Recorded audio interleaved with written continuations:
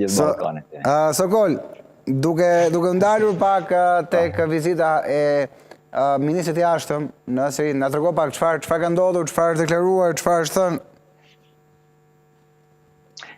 Themi po, para se të kalojtëm nuk po shaj dhe më thanë asë me dhe unë tim, asë Turqina. Jo, patjetër. Kemi njerëz që kemi qef me pas njerëzit tonë në kupolat e qeverisë, dhe më thanë një për tjetër, edhe Turqia. Tani vizita historike, quhet në median turke, por nëse shohim edhe në mediat europiane, pavarësisht se ndodhe sulmi në Gjermani dhe ka ra pak në hijen nuk është në krye lajmet e media perëndimore, por vajtja e ministrit punët jashtme Hakan Fidanit në Siri, në Damask, ka qenë shumë jetike, qoftë për Damaskun, qoftë për Turqinë, por nëse shohim domethënë nga ana e Turqisë, me sa tashmë duke kaluar ditë pas dite, për shohim sepse Turqia është kaq i interesuar që të jetë domethënë sa më shumë pranë domethënë qeverisë së ardhshme ose pranë politikanëve të ardhur, politik bërësve të Damaskut, sepse se që të pat me folë edhe gjatë për këtë temë së bashku, por e para është ajo që mos të krijohet një shtet terrorist, siç e quajnë Erdogani, sikur është Izraeli një shtet terrorist, mos të krijohet një shtet terrorist tjetër me kurd, me PYG, PKK-n, por e tjetër ajo që në fakt tashmë duke kaluar dita ditës na le të kuptojmë thimi që Turqia ka një frikë shumë të madhe që tashmë dihet edhe kaluar e Golanis, domethënë që nga ka qenë nga El-Qaida nga ato dhe larg qoftë domethënë për mbledhun në Shqip, larg qoftë një politik bëri apo një Damask sikur Kabuli apo sikur Taherani me qenë të pranë Turqisë, ai domethënë të jetë një qamet i madh për Turqinë, ku Bashar al-Assad edhe pse një diktator të paktën ka qenë deri diku pak liberal, ka qenë deri diku pak jo si Kabuli apo jo si Taherani, por gjithsesi një radikalizëm islamik me qenë komshi me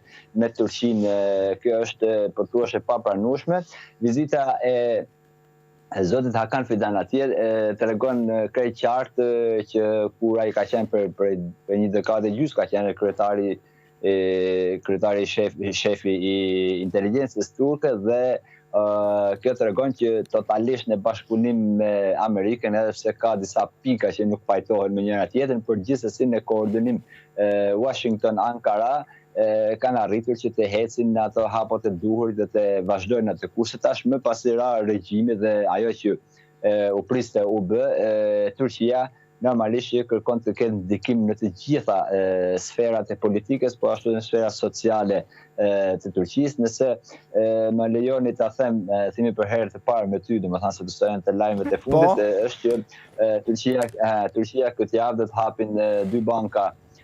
shtetërore që janë turke shtetërore, do t'i hapin në Siri, sepse siç dihet tashmë. Do hapet degët e bankës shtetërore turke do hapen në Siri. Po do hapet në Siri dhe kjo normalisht do shkojnë edhe pare, sepse siç dihet tashmë Gulani ato thonë haptas që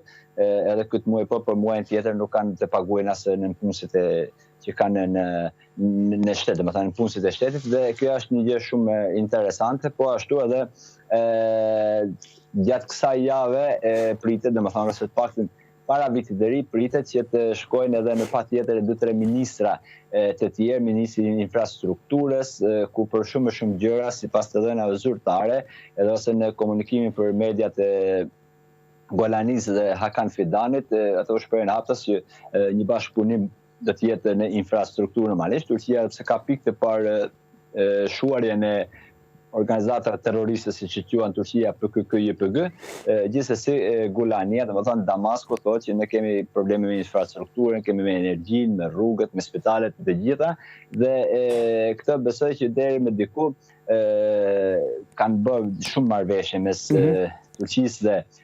Damaskut, por normalisht do të presim në ditët në vazhdim dhe vajtja e Hakan Fidanit atje si ministri i punëve të jashtëm në atë shtet, domethënë është hapja e një rruge, është çelja e derës edhe për shumë vende të tjera, siç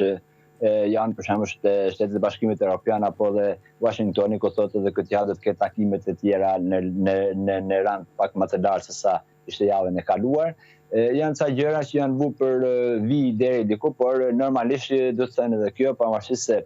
Turqia ndoshta edhe kështu nuk shfaqet krejt, por takimi i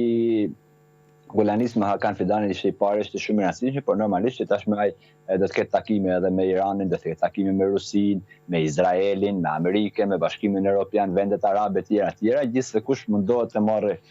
sa më shumë